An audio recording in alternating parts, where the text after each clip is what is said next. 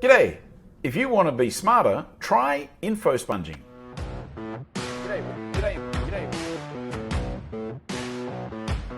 A few years ago, I had the opportunity to spend some time with Jeff Hoffman.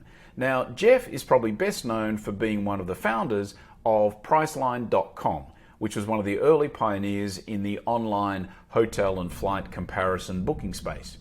And one of the things that Jeff told me was that he uses this concept called info sponging to make sure that he stays on top of what's happening around the world, and also to make sure that he's in tune for any potential new business opportunities.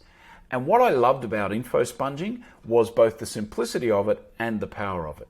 And this is basically what info sponging is. It's going out and finding information out about something that you otherwise knew very little about. So let's say in Jeff's case, for example, he's got 2 hours to spend every week on info sponging. What he does is sit down and make a list of things that he wants to know about that he knows nothing about. So Jeff, for example, was a tech guy. Let's say he knows nothing about the ozone layer and all the issues around it, or very little. And so he sets himself aside 2 hours this week to go and find out all that he can possibly find out about the ozone layer. And then he might want to know more about fruit. Then he might want to know more about clothing. Then he might want to know more about, I don't know, anything.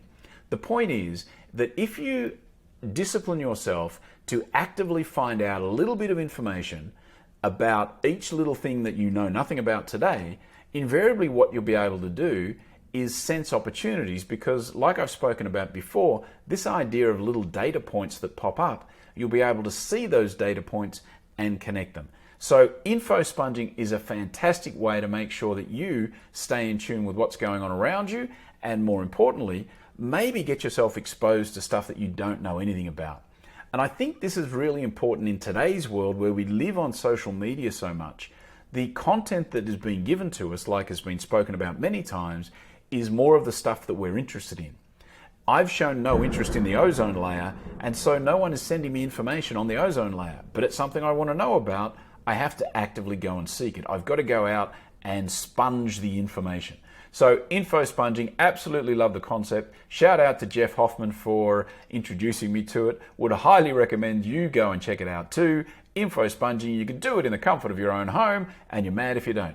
Alrighty, that's it for today. Thank you for tuning in. I will be back again tomorrow. See ya.